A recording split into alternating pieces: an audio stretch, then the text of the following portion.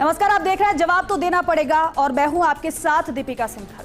हिंदू पर कितने हमले हुए, हिंदू पर कितने अत्याचार हुए, लेकिन हिंदू ना रुका और ना ही झुका। फिर चाहे मुगल हो या फिर अंग्रेज या फिर बांग्लादेश की कट्टरपंथी सरकार, बांग्लादेश में लगातार हमलों और अत्याचारों को झेलते हुए हिंदू अपनी आवाज को बुलंद कर रहे हैं। मंगलवार रोज को हजारों हिंदुओं ने जय सिया राम और हर हर महादेव के जयकारों के साथ मौलवी बाजार में मशाल रैली निकाली। अब बांग्लादेश के चटगांव इस्कॉन पुंडरीक धाम के अध्यक्ष चिन्मय कृष्णन दास की गिरफ्तारी के बाद हालात और भी ज्यादा बिगड़ते जा रहे हैं। चिन्मय प्रभु की गिरफ्तारी के विरोध में हिंदू समाज के लोग सड़कों पर उतर आए हैं।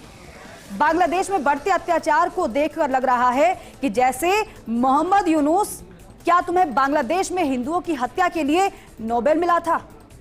और पाकिस्तान के इशारे पर कब तक हिंदुओं की हत्या की जाएगी? आज बात इसी मुद्दे पर।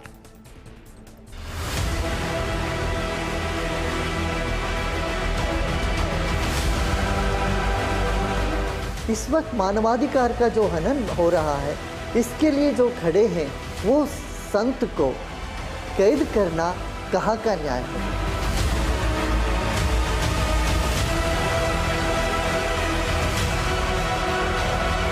हम बांग्लादेश सरकार से निवेदन कर रहे हैं, आप सुरक्षा दीजिए, देश को पीछे ले जाने वाले जैसे कट्टरपंथियों पर आप नियंत्रण रखें।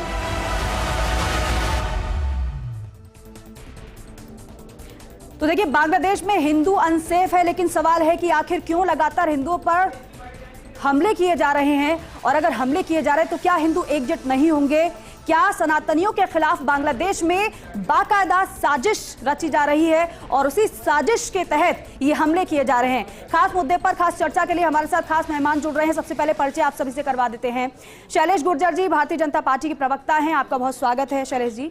साथ ही साथ प्रतीक सिंह जी है, कांग्रेस प्रवक्ता है, हमारे साथ स्टूडियो से जुड़ रहे हैं, आपका भी बहुत स्वागत है। अमितोष पारिक जी वीएचपी प्रवक्ता है, हमारे साथ जुड़ रहे हैं, आपका भी बहुत स्वागत है अमितोष जी। साथ ही साथ कर्नल देवानंद जी विषय विशेषज्ञ भी हमारे साथ जुड़े हैं, आपका भी बहुत स्वागत है कर्नल देवानंद जी। शुरुआत आपके साथ ही कर्नल देवानंद जी, क्योंकि बंग बंधु के देश में हिंदू अनसेफ है, ये क्या किसी साजिश के तहत हो रहा है या फिर आपको क्या समझ आता है इस पूरे मामले में, या फिर बाकायदा साजिश सिर्फ सनातनियों के खिलाफ ही है? जी, सबसे पहले तो मैं बताना चाहूंगा कि इसमें बिल्कुल कोई संदेह नहीं है कि ये साजिश, मैं बताना चाहूंगा कि ये बिल्कुल इसमें कोई संदेह नहीं है कि एक साजिश है। ये साजिश है सनातनी विश्वास वाले लोगों के साथ। अब ये मैं क्यों कह रहा हूँ, देखिए कि ये समझना पड़ेगा, ये 47 से लेकर के जो धर्म के नाम पर देश का बंटवारा किया था, जिन ताकतों ने किया था, कभी वो सेकुलर वर्ल्ड का चोला पहन करके बेवकूफ़ बनाते रहे, सरकारें भी बेवकूफ़ बनाती रही 70 साल तक, मैं बता दूं। पर ये जो चोला पहना है, ये अब जो बिडेन साहब की सरकार थी, एक सेंट मार्टिन नाम का आइलैंड की एक थोड़े दिनों पहले चर्चा हुई थी, जब बांग्लादेश में चुनी हुई सरकार को डीप स्टेट और उन ताकतों द्वारा हटा दिया गया और एक ऐसे व्यक्ति को लाके दिया जो कट्टरपंथी व्यक्ति है और वो उन सेक्युलर ब्रांड का एक मकोटा है दुनिया का।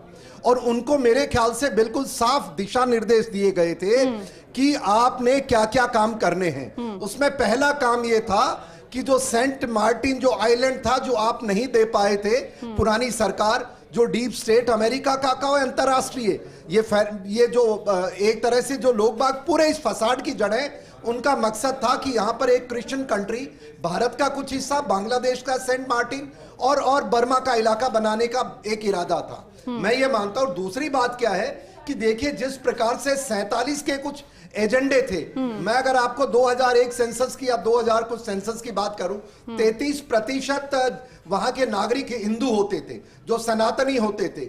आज क्या कारण है 8% रह गए? तो जो हिंदू विरोधी, सनातन विरोधी मानसिकता को लेकर के जो हमारी संस्कृति के विरोधी लोग थे, 47 में देश को बांटा। 71 में कुछ लोग कहते हैं कि जब ये पाकिस्तान की आर्मी ने बंगाली पीपल के खिलाफ किया, मैं आपको यहां बता दूं, जो भी इस विषय पर रिसर्च करते हैं वो जाके देख लीजिए, 2 अन्याय महिलाओं के साथ हुआ था, वो हिंदू महिलाओं के साथ हुआ था, वो सनातनी संस्कृति वाली महिलाओं के। तो ये जो नैरेटिव चला आ रहा है ये बिल्कुल सनातनी संस्कृति को और वहां से हिंदुओं को भगाने का, इसमें कोई दो राय नहीं है। ठीक है। मैं यहां एक बात और कह दूं, जी। इसमें जो ये गति पकड़ी है इसका जो मैं समझ पा रहा हूं, क्योंकि अमेरिका में जो चुनाव हुए हैं, जिस प्रकार से ट्रंप साहब को विजयी मिली है और प्रचंड जीत मिली है, उसके कारण ये एकदम बढ़ रहे हैं, क्योंकि उनको पता है जिस दिन ट्रंप साहब पावर में आ गए, कुर्सी पे आ गए, वो इसको कह चुके हैं कि हिंदुओं के खिलाफ कुछ नहीं होगा और भी माइनॉरिटी के खिलाफ यानी नहीं होगा। कर्नल ऐसा मेरा देवानंद जी, मानना आप ये कह रहे हैं कि बाकायदा एक एजेंडे के तहत सनातनियों पर वहां पर हमले किए जा रहे हैं और ये पहले से तय था, बिल्कुल प्लान तरीके से किया गया है। शैलेंद्र जी, क्योंकि भारत ने तो आपत्ति जता दी है कि इस तरीके से हमले बर्दाश्त नहीं किए जाएंगे, लेकिन क्या आपत्ति से ही काम चलेगा? क्या सनातनियों को बचाने के लिए क्या कूटनीति का सहारा नहीं लिया जाएगा? क्या बिल्कुल कूटनीति का सहारा भी लिया जाएगा। दीपिका जी, आप जानते हैं बांग्लादेश एक सोवेनियर कंट्री है और देश भारत भी एक सोवेनियर कंट्री है और किसी भी कंट्री में एकदम से कोई भी एक्शन नहीं लिया जा सकता। हम हमारी बात डिप्लोमेटिक तरीके से उच्च आयोग को हमने आपत्ति दर्ज करा दी है कि जो हिंदुओं के साथ वहाँ अत्याचार किया जा रहा है। आप देखिए इस्कॉन मंदिर के प्रमुख चिन्मय कृष्णानंद दास जी का क्या कसूर था, ये तो बताइए। आप सिर्फ अपने भगवान का अगर प्रचार कर रहे हैं, हिंदू सभ्यता संस्कृति का अगर प्रचार कर रहे हैं, तो उस पर भी आपत्ति है, जो ये बताता है कि इस्लामिक देश किस तरह के हैं कि वहां दूसरे धर्म को मानने वाले लोगों के लिए कोई जगह नहीं है। यहां तक खबरें आई है कि आप या तो इस्लाम में कन्वर्ट हो जाओ या फिर ये देश छोड़ के चले जाओ या मरने को तैयार हो। तो बताइए, ये संस्कृति है इस्लामिक संस्कृति, जहां भारत में इस्लाम के मुंह को मानने वाले जहां करोड़ों लोग रह रहे हैं और आपके जो हमारे अल्पसंख्यक भाई हैं, चाहे वो पाकिस्तान में हो, अफगानिस्तान में हो, बांग्लादेश में हो, वहां क्या हालात हैं। इसीलिए भारतीय जनता पार्टी कहती आई थी, इसीलिए हम नागरिक संशोधन विधेयक लेकर आए। क्यों लेकर आए? क्योंकि जो प्रताड़ित हो रहे हैं हमारे अल्पसंख्यक भाई, चाहे हिंदू हो, सिख हो, चाहे जैन हो और कोई भी धर्म के हो, उनके लिए भारत ही एक देश बसता है। भारत ही एक ऐसा लैंड है जहां पर हिंदू धर्म और सभ्यता को मानने वाले लोग रहते हैं। आप देखिए किस तरह की सोच डेवलप कर चुके हैं। क्या बांग्लादेश में पहले क्या स्थितियां थी और आज स्थितियां क्या होती जा रही है? जैसे कर्नल साहब ने बताया 33% वहां हिंदू समाज रहता था, भारत से ही डिवाइड हुआ था ये भी। और इसको धर्म को टुकड़े करने वाले कौन थे? ये कांग्रेस पार्टी के नेता थे और कांग्रेस पार्टी के राहुल बाबा ने क्या एक बयान दिया? क्या उनका एक भी बयान आपने सुनने को मिला कि वहां बांग्लादेश में जो हिंदुओं के साथ अत्याचार हो रहा है, जो उनके साथ जबरदस्ती की जा रही है, जो उनके साथ घोर अन्याय हुआ है, उस पर क्या उन्होंने एक भी टिप्पणी की? नहीं की। तो ये बताता है कि कांग्रेस जो है किस मानसिकता के लोग हैं, किनको सपोर्ट करते हैं। लेकिन भारतीय जनता पार्टी की केंद्र सरकार है, माननीय नरेंद्र मोदी जी सरकार है, हमने घोर ऑब्जेक्शन उठाया है, हमने आपत्ति दर्ज कराई है, आयोग को कराई है। डिप्लोमेटिक तरीके से, किसी भी तरीके से अगर हमने वहां कहा है कि प्रशासन को कहा है कि इस तरह की जांचें नहीं होनी चाहिए, उनको सुरक्षा मिलनी चाहिए। अगर वहां वो सुरक्षित नहीं हुए तो क्या भारत में अल्पसंख्यक सुरक्षित रह पाएंगे? आप सोचिए। अगर ये बांग्लादेश को सोचना चाहिए, पाकिस्तान को सोचना चाहिए, अफगानिस्तान को सोचना चाहिए, जो वह अल्पसंख्यक है उनको भी रहने का हक है, क्या भारत में अल्पसंख्यक नहीं रह रहे? तो ये बहुत बड़ा प्रश्न है। हम गंभीरता से इस विषय के साथ वार्ता कर रहे हैं, निश्चित तौर पर हम देखना सफलता प्राप्त। ठीक है प्रतीक जी। दीपिका जी, मुझे ऐसा लगता है कि आज बड़ा गंभीर विषय है और इस गंभीर विषय के अंदर अगर बीजेपी के प्रवक्ता राजनीति नहीं घुसाते तो अच्छा होता। आप ये हमसे कह रहे थे कि कांग्रेस ने कोई भी स्टेटमेंट दिया या कुछ दिया। आपने देखा प्रधानमंत्री मोदी का कोई स्टेटमेंट, कोई ट्वीट देखा, कोई फेसबुक पे पोस्ट देखी? आपने जयशंकर जी जो विदेश मंत्री है उनकी कोई पोस्ट देखी? है सिर्फ रस्म अदायगी करके विरोध दर्ज किया गया। कठोर विरोध दर्ज कराना चाहिए। और हमने देखा था जब 1971 के अंदर जब अल्पसंख्यकों पे अत्याचार हुआ था तो बांग्लादेश को अलग देश बनाया गया था। आप ये कह रहे हैं कि हमने क्या आपत्ति दर्ज करा दी? क्या आपत्ति दर्ज करा ये बताइए। जो एक रूस और यूक्रेन की वॉर रुकवा देते हैं, उनसे मणिपुर और बांग्लादेश में हिंदुओं को नहीं की सुरक्षा सुनिश्चित नहीं की जा रही है और वॉर रुकवाने की बातें करते हैं। इजराइल की वॉर रुकवाने की बातें करते हैं और बांग्लादेश में हिंदुओं को सुरक्षित नहीं कर पा रहे। मुझे लग रहा है राजनीति से ऊपर उठ करके संसद के अंदर भी इसकी चर्चा होनी चाहिए थी। 267 के अंदर कई सारे जो माननीय सांसद हैं उन्होंने नोटिस दिया इसके ऊपर चर्चा का भी और विषयों के ऊपर भी चर्चा का, और एक संसद के अंदर से एक प्रस्ताव पारित करके एक कठोर शब्दों के अंदर बांग्लादेश के पास मैसेज भेजना चाहिए कि हिंदुस्तान इस तरीके का जो भी अल्पसंख्यकों पर अत्याचार किया जा जा रहा है बांग्लादेश के अंदर, वो नहीं चाहेगा। लेकिन अलग अलग तरीके की राजनीति करके और कठोर शब्दों में कुछ की निंदा नहीं करके, कोई हस्तक्षेप नहीं करके, कोई चीन को लाल आंख दिखाने की बात हो रही थी, आज बांग्लादेश को आंखें बंद भी नहीं दिखाई जा रही है। तो मुझे ऐसा लगता है कि इसमें राजनीति नहीं होनी चाहिए। सारी कांग्रेस पार्टी पूरी सरकार के साथ खड़ी है, दृढ़ता के साथ खड़ी है। आप दृढ़ता से बांग्लादेश के राष्ट्रपति से बात कीजिए और सुरक्षा, जो अल्पसंख्यकों की सुरक्षा है वो सुनिश्चित कीजिए। ठीक है अमितोष जी, क्या कृष्ण की भक्ति में सराबोर होना, कृष्ण के प्रेम को उसका प्रसार प्रचार करना, क्या ये गलत है क्या? क्योंकि इस्कॉन में जिस तरीके से कृष्ण की भक्ति में डूबे हम श्रद्धालुओं को देखते हैं, धर्म का प्रसार करना क्या इतना गलत हो जाता है कि सनातनियों पर ही इस तरीके से हमला कर दिया जाता है? दीपिका जी, दो विषय समझते हैं। एक तो धर्म का प्रचार प्रसार का वहां विषय ही नहीं है। यह विषय था जो निरंतर रूप से हिंदुओं के विरुद्ध हो रहे अत्याचार, जेनोसाइड जिसे मैं कहता हूं, बलात्कार महिलाओं के साथ या क्रूरता, उसका विरोध दर्ज कराना। और विरोध दर्ज कराना प्रचार प्रसार नहीं होता। और जब विरोध दर्ज कराया गया तो राष्ट्रद्रोह का वहां मुकदमा लगा दिया गया। अब वो मुकदमा क्यों लगा? कुछ ही दिन पहले हिफाजत इस्लाम जो संगठन है उसने मांग करी थी कि यहां पर सेकुलरिज्म तो बहुत पहले हटा चुके हैं, इसको इस्लामिक कंट्री दर्ज करा दिया जाए। और तो और वहां पर निरंतर रूप से जो हिंदू मर रहे हैं, ये 5 अगस्त के बाद निरंतर रूप से चल नहीं रहा है, ये उससे पहले से चल रहा है। लेकिन देखिए ऐसा कहां देखने को पैटर्न मिल रहा है दीपिका जी आपको? जो मेरे प्रवक्ता मित्र यहां पर बड़ी बड़ी बातें कर रहे हैं और राजनीति और मोदी जी की बात कर रहे हैं, ये संभल में जहां पथराव होता है उस दंगाइयों को बचाने के लिए खड़े होते हुए राहुल गांधी ये बोलते थे कि मैं संभल जाऊंगा, लेकिन बांग्लादेश के विषय में आता है तो अपने आप को दूसरों से सहूलियत दिखाने लग जाते हैं। ये वही लोग थे और ये वही पार्टी थी, आप अपने समय बोलिए, ये वही पार्टी थी जिन्होंने 1947 में पाकिस्तान का जब विभाजन करा था, वहां 15% 1951 के अंदर में हिंदू थे, जो 2% घट के आ गए। और यही 1971 के अंदर में जब बांग्लादेश को लिबरेशन वॉर हुआ था, 3 लाख से ऊपर महिलाओं का रेप हो गया था और उसके बाद भी ये चुप रहे और आज वहां पे 7% हो गए। मुझे लगता है ये राजनीति का विषय नहीं है। सरकार जो जिम्मेदार है, जिसके वजह से वो हुआ, उसको भी सोचना चाहिए, जो करंट में उसको भी सोचना चाहिए। मुस्लिम को आप अपीसमेंट पॉलिटिक्स का पार्ट बना चुके हैं, हिंदुओं को मत बनाइए, मेरा यही विनम्र निवेदन है। ठीक है कर्नल देवानंद जी।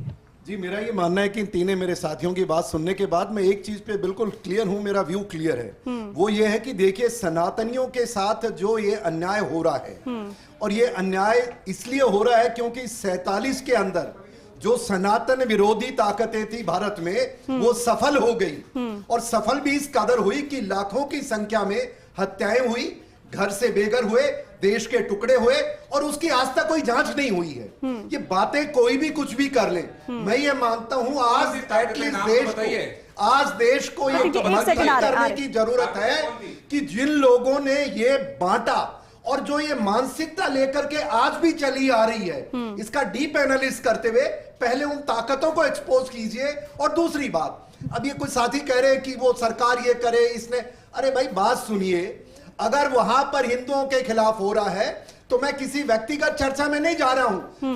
बांग्लादेश का दाना पानी बंद कर देना चाहिए, कल से सारे बॉर्डर सील कर दो, नेवी को लगा दो। लेकिन कर्नल देवानंद जी एक बात, अगर एक भी हिंदू मरा बांग्लादेश में तो बांग्लादेश के पास हम उसका ब्लॉकेड कर दें, मेरा यह मानना है एक सैनिक के नाते। और जब तक आप ये नहीं करेंगे तो मैं मानता हूं जो भी ऐसा नहीं कर रहा है वो न तो सनातन के प्रति सच्चा है और न अखंड भारत के प्रति सच्चा है। केवल हिंदुओं के खिलाफ नहीं बल्कि अल्पसंख्यकों के खिलाफ है, जिनकी संख्या कम है उनके खिलाफ। मैं एक बात क्लियर करना चाहूंगा, ये जो फसाड है ना सेक्युलर का, प्लीज बंद कर दे, देश तो अच्छा रहेगा।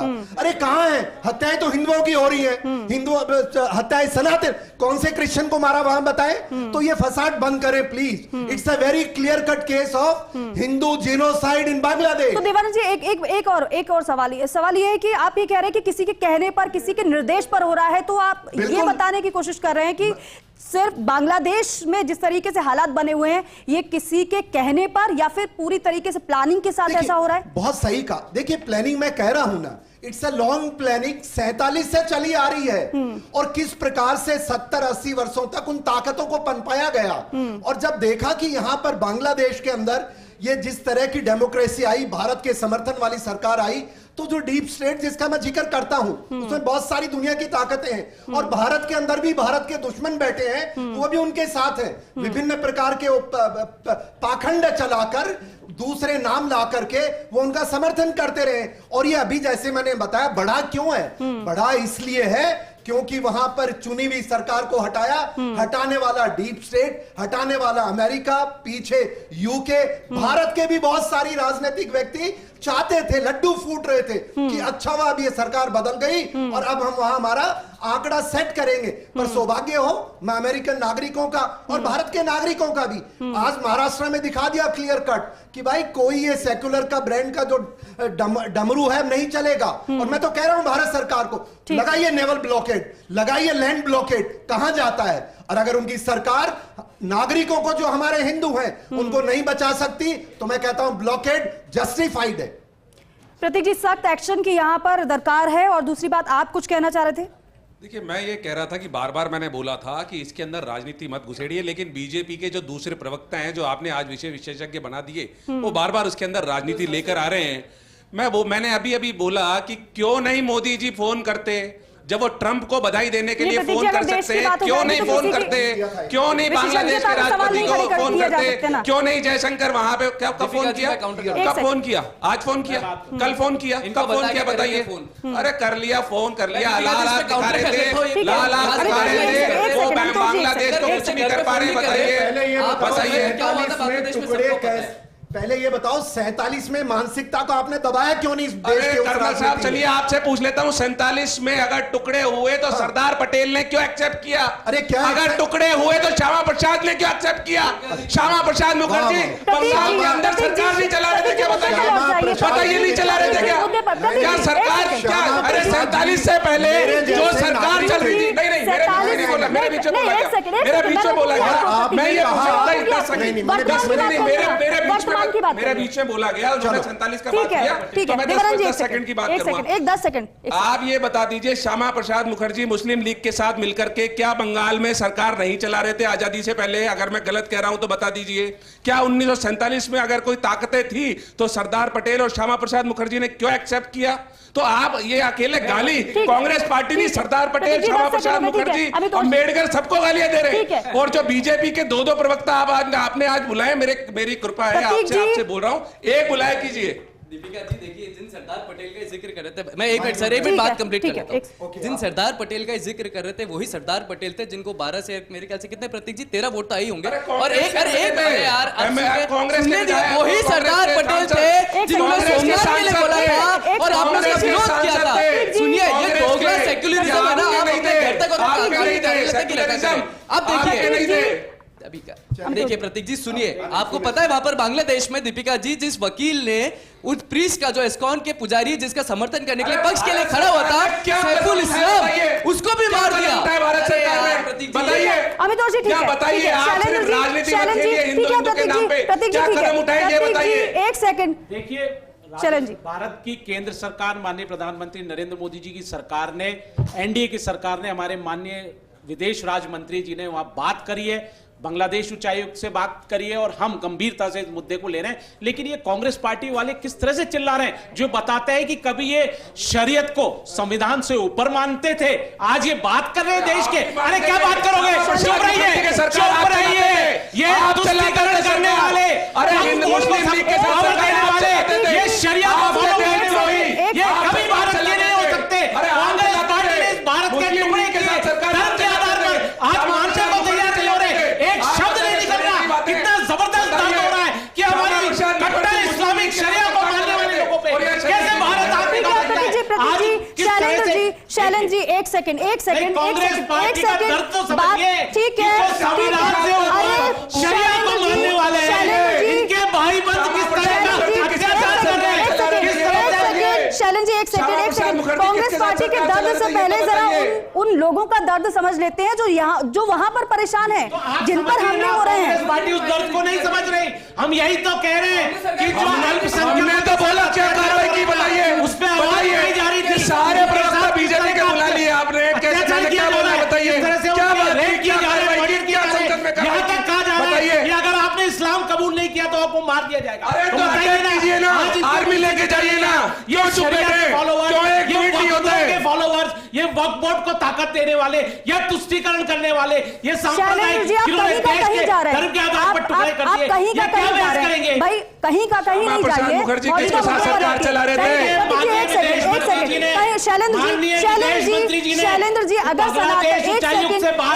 एक सेकंड और गंभीर है इस मसले को ठीक है। लेकर, और आपने देखा भारतीय जनता पार्टी के सैकड़ों कार्यकर्ताओं ने ठीक है। बंगाल में मशाल जुलूस कर्नल निकाला, देवानंद जी, हम प्रोटेस्ट कर रहे ठीक है, हैं, ठीक विरोध है, कर रहे ठीक हैं, और है। आने वाले समय में बांग्लादेश को बता देंगे अगर अल्पसंख्यकों के साथ अत्याचार हुआ। अरे बांग्लादेश के राष्ट्रपति को लाल आके कानून लिया दिखाइए, है ना, लाल कानून आके कौन लेकर दिखाइए, आया? आके खोलिए, भारतीय लाल जनता आके पार्टी की दिखाइए सरकार जाकर कानून लेकर आई, और बचाइए माननीय हिंदुओं को। प्रधानमंत्री सिर्फ नरेंद्र मोदी जी राजनीति मत कानून कीजिए। कीजिए। ठीक है, ये कानून क्यों आया? ठीक है, शैलेंद्र जी, शैलेंद्र जी, एक सेकंड, और ये राजनीति का विषय नहीं है, एक सेकंड प्रतीक जी, राजनीति का विषय नहीं है, बल्कि ऐसा विषय है जब सनातनियों के खिलाफ वहां पर जिस तरीके से साजिश रची जा रही है, हमले किए जा रहे हैं, उनकी मौत जान पर बन रही है, तो राजनीति का विषय हो ही नहीं सकता, क्योंकि पूरे देश को एकजुट होना होगा इसके लिए और काम करने की जरूरत है। कर्नल देवानंद जी, ये बताइए। मैं इतना ही आग्रह कर सकता हूं कि राजनीतिक पर्सनल नहीं ले इस मुद्दे को, यह बहुत गंभीर मुद्दा है, और क्योंकि इतिहास के अंदर जब यह गलत हुआ है, ये चर्चा नहीं है कि किसने क्या किया। मेरा यह मानना, जिस प्रकार से बांग्लादेश में अन्याय हो रहा है, भारत सरकार ने कदम उठाए हैं, जैसा मुझे मीडिया के माध्यम से ज्ञात है, और जैसे अभी बीजेपी के प्रवक्ता मेरे साथी बता रहे हैं। लेकिन मैं कहना चाह रहा हूं, अगर अब के बाद, आज के बाद, अगर बांग्लादेश की जो मौजूदा जो वहां के एडमिनिस्ट्रेटर हैं, और मैं मानता हूं ट्रंप साहब ने ऑलरेडी उनको संकेत दे दिया है, अगर एक भी हत्या हिंदू की होती है कोई भी कारण से, बांग्लादेश का ब्लॉकेड होना चाहिए, ऐसा मेरा मानना है। नो ट्रेड, नो टॉक, जैसे पाकिस्तान के साथ है, talk and terror cannot go together, तो यहां कहते हैं हत्या और any relation cannot go together. यह कदम उठाना पड़ेगा। दूसरी बात, मैं एक ही आग्रह करूंगा, आज का दिन है, ये भारत देश है भाई, हमारे टुकड़े करके, अब आप छोड़ दीजिए किसने गलती की किसने नहीं की, पर सच्चाई है कि देश के टुकड़े हुए, और उस देश के टुकड़े के अंदर जो धर्म के नाम पर देश बनाए गए, मैं ये मानता हूं अब उससे ऊंचा उठ करके सोचना पड़ेगा, और हमको सुनिश्चित करना पड़ेगा कि जो हिंदू हमारे उन दो देश के टुकड़े में हैं वो सेफ रहें। वैसे बचे भी कितने बांग्लादेश में, 8%, 32 से 8 आ गए, पर चलिए डजंट मैटर, पर अब एक होना पड़ेगा, दुनिया भर के सनातनी ताकतों को एक होना पड़ेगा, क्योंकि देखिए ये बात आज राजनीति नहीं है, ये डिप्लोमेसी नहीं है, ये इंसानियत की बात है, उन लोगों की इंसानियत की है। लेकिन वहां तो कोई इंसानियत नहीं है ना कर्नल देवानंद जी, अगर इंसानियत होती तो ये होता नहीं होता, तो लातों के भूत बातों से नहीं मानते हैं, and let's carry out blockade of Bangladesh, मैं ऐसा मानता हूं। गिरफ्तारी भी ऐसे नहीं होती कि हमें बात करनी और उसके बाद एकदम से गिरफ्तार कर ली जाता है, जमानत याचिका को खारिज कर दिया जाता है। अमितोष जी, क्या ये सिर्फ इसलिए किया जा रहा है कि हिंदू वहां पर एकजुट नहीं हो, उन्हें डराने के लिए, उन्हें धमकाने के लिए, उन्हें बिखराव के लिए यहां पर परेशान किया जा रहा है बांग्लादेश में? दीपिका जी, ये हर उस देश में होगा जहां पे सेक्युलरिज्म की नींव कभी पड़ी ही नहीं होगी। हर उस देश में होगा जिसके सेक्युलरिज्म के अलावा कॉन्स्टिट्यूशन में इस्लाम को रिलीजन माना गया होगा। ये हर उस देश में होगा जहां पे हिंदू एथनिक माइनॉरिटीज में आएंगे, और इसीलिए क्रिप्टो हिंदू करने के अलावा वहां और कोई तरीका नहीं बचेगा। मेरे मित्र यहां पर बड़ी बड़ी बातें करते हैं, तो एक बार इतिहास दोहरा के देखते और उस इतिहास से वर्तमान को देख लेते। दीपिका जी, कांग्रेस सरकार जब इस देश में केंद्र में थी, तब बांग्लादेश की स्थिति में 8 दंगे ऐसे हुए थे जहां पर निरंतर रूप से हिंदू मरे। मैं गिनाता हूं, फतेहपुर में हुआ था, हताजर में हुआ था, चिरबंधन में हुआ था, रामू वायलेंस हुआ था, साथियों हुआ था, होमा हुआ था, नरसिंहार हुआ था, तब कांग्रेस सरकार कुछ नहीं बोलती थी। कल 26/11 थी, एक सेकंड बस प्रतीक जी, कल 26/11 थी। 26/11 को हिंदू आतंकवाद कहने वाले लोग भगवा प्रताड़ित नहीं देख सकते, और इसलिए वो उलेमा के लिए जाते हैं। महाराष्ट्र में क्या हुआ? कांग्रेस सरकार उलेमा की शर्तों मानने को तैयार हो गई। इसीलिए इस देश को समझना पड़ेगा, राजनीति से ऊपर, वैसे मैंने पुणे कहा था, मुस्लिम अपीसमेंट को छोड़ के सनातनियों के साथ खड़ा होना पड़ेगा। वो हमारे ही देश से गए लोग हैं, उनको वापस देश लाना पड़ेगा। मैंने शुरुआत में कहा था कि संसद चल रही है, संसद में आए, सारे सांसद मिले, उसके खिलाफ एक प्रस्ताव पारित करें, और बांग्लादेश की जो सरकार है उसके सामने एक मजबूती से रखें कि इस तरीके का जो हिंदुओं के ऊपर प्रताड़ना हो रही है वो सहन नहीं होगी। लेकिन उसमें राजनीति इधर उधर सब जगह से घुसेड़ दी गई। बोला गया वहां दंगे हुए रहे, 71 भूल गए क्या? जब अल्पसंख्यकों पे, जब हिंदुओं पे जब अत्याचार हुए थे, तो यही कांग्रेस पार्टी की जो सरकार थी जो अलग से बांग्लादेश वहां पे अस्तित्व में आया। और आप मुझे बोल रहे हैं कि कार्रवाई कर दी। कर्नल साहब बता रहे थे, मुझे मीडिया के माध्यम से पता लगा, कर्नल साहब को मैं बता दूं कि सिर्फ विदेश मंत्रालय ने उनको एक लेटर लिखा है। उसके अलावा ना तो जयशंकर जी ने बात की है, ना अमित शाह जी ने बात की है, ना नरेंद्र मोदी जी ने बात की ठीक है। है। जब बात कर सकते हैं रशिया यूक्रेन की वॉर रुकवा सकते हैं, भारत सरकार के तरफ VIP का से वो और उच्चायोग से बात की है। आप प्रेस नोट पढ़ लेना, आपको पता लग जाएगा। हमको अपनानी है। प्रेस नोट पढ़ो आप पहले प्रेस नोट पढ़ लेना, पहले आप लोकसभा में आए तो सही, भाग नहीं जाएंगे आपके राहुल बाबा, लोकसभा से भाग नहीं जाए। अगर बहस कराने को तैयार हो तो भाग नहीं जाए। ठीक है, बताइए, जो शरिया को मानने वाले, ठीक है, संविधान को मानने देने वाले, समय खत्म हो रहा है, समय खत्म हो रहा है, समय खत्म हो रहा है। बिल्कुल चर्चा होगी। आप बात मत करना, राहुल गांधी जी, खड़गे जी, बात मत करना। आप शरिया से वो मानने वाले लोग, संविधान को चकाने वाले लोग, शरिया से ऊपर भाग रहे हो। चर्चा चर्चा नहीं करना चाहते। कोर्ट को बहुत धन्यवाद आप सभी का, बहुत धन्यवाद आप सभी का, बहुत धन्यवाद, बहुत धन्यवाद आप सभी का, क्योंकि राजनीति का विषय नहीं है। जिस तरीके से बांग्लादेश में सनातनियों के खिलाफ हमले हो रहे हैं, हिंदुओं की हत्याएं हो रही हैं, महिलाओं को निशाना बनाया जा रहा है, और वाकई में इस पर सोचने की जरूरत है। सोचने की नहीं बल्कि सख्त एक्शन की जरूरत है। वो इसलिए क्योंकि भारत अपनी कूटनीति के लिए जाना जाता है, और जिस तरीके से कूटनीति का लोहा हम देख रहे हैं विदेश में भी भारत का माना जा रहा है, लेकिन वैसी ही दरकार बांग्लादेश में भी है। अगर सनातनियों के खिलाफ वहां पर इस तरीके से साजिश रची जा रही है, तो इस साजिश का पर्दाफाश करने के साथ साथ यहां पर सख्त एक्शन लेने की जरूरत भी महसूस हो रही है। बहुत बहुत धन्यवाद आप सभी का इस चर्चा में शामिल होने के लिए। इसी के साथ ही फिलहाल के लिए इतना ही। आप देखते रहिए फर्स्ट इंडिया न्यूज। नमस्कार।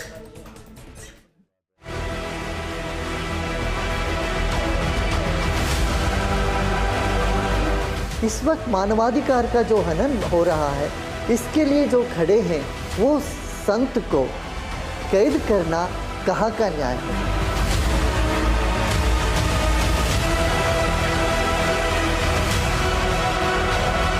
हम बांग्लादेश सरकार से निवेदन कर रहे हैं, आप सुरक्षा दीजिए, देश को पीछे ले जाने वाले जैसे कट्टरपंथियों पर आप नियंत्रण रखें।